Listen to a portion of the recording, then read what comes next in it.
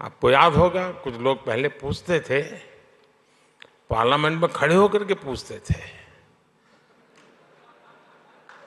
और अपने आप को बहुत विद्वान मानने वाले लोग पूछते थे।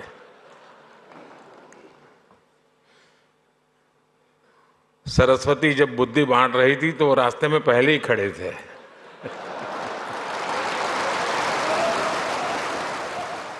जब लोग भारत आते थे तो हमारी कल्चरल डाइवर्सिटी देखकर दंग रह जाते थे, हैरान हो जाते थे।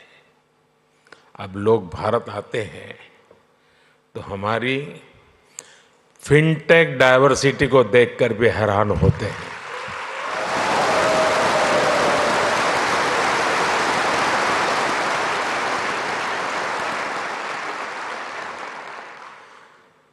एयरपोर्ट पर लैंड करने से लेकर स्ट्रीट फूड और शॉपिंग एक्सपीरियंस तक भारत की फिनटेक क्रांति चारों तरफ दिखती है। पिछले 10 साल में फिनटेक स्पेस में $31 बिलियन से ज्यादा का निवेश हुआ है।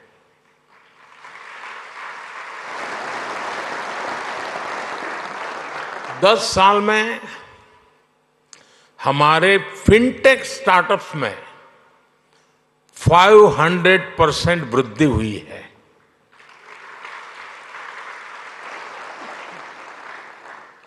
सस्ते मोबाइल फोन, सस्ते डेटा और जीरो बैलेंस जनधन बैंक खातों ने भारत में कमाल कर दिया है।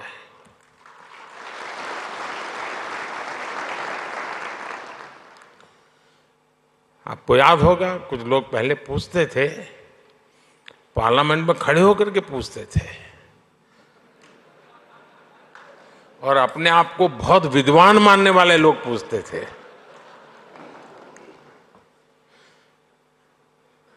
सरस्वती जब बुद्धि बांट रही थी तो वो रास्ते में पहले ही खड़े थे।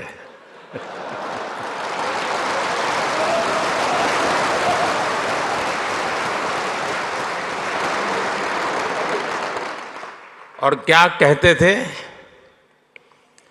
वो पूछते थे कि भारत में बैंक इतनी ब्रांचेज नहीं है, गांव-गांव बैंक अवेलेबल नहीं है, इंटरनेट नहीं है।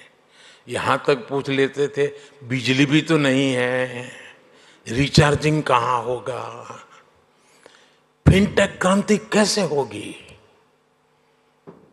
ये पूछा जाता था। और मुझ जैसे एक चाय वाले को पूछा जाता था।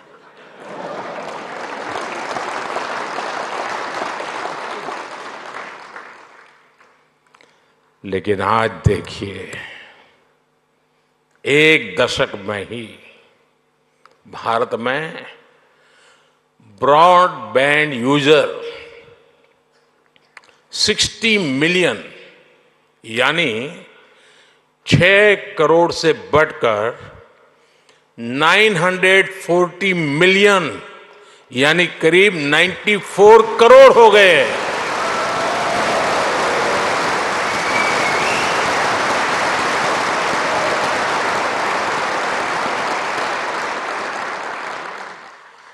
आज 18 वर्ष से ऊपर का शायद ही कोई भारतीय हो जिसके पास उसकी डिजिटल आइडेंटिटी आधार कार्ड नहीं है। आज 530 मिलियन यानी 53 करोड़ से अधिक लोगों के पास जनधन बैंक खाते हो गए हैं। यानी 10 साल में हमने एक प्रकार से पूरी यूरोपियन यूनियन के बराबर आबादी को बैंकिंग सिस्टम से जोड़ा है।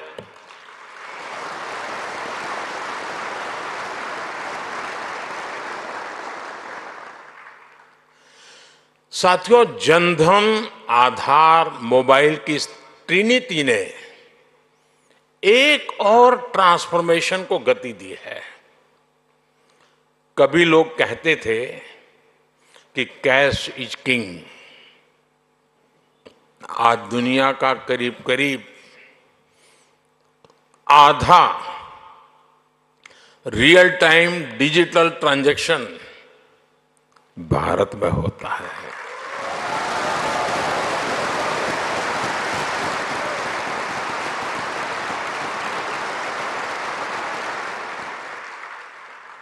पूरी दुनिया में भारत का यूपीआई फिनटेक का बहुत बड़ा उदाहरण बन गया है।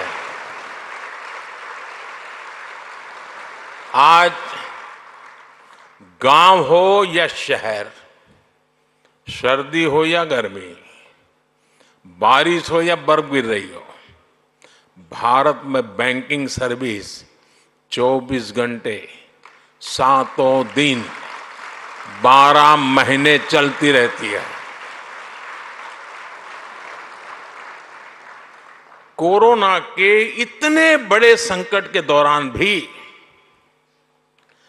भारत दुनिया के उन देशों में था जहां हमारी बैंकिंग सर्विस बिना किसी दिक्कत के चलती रही।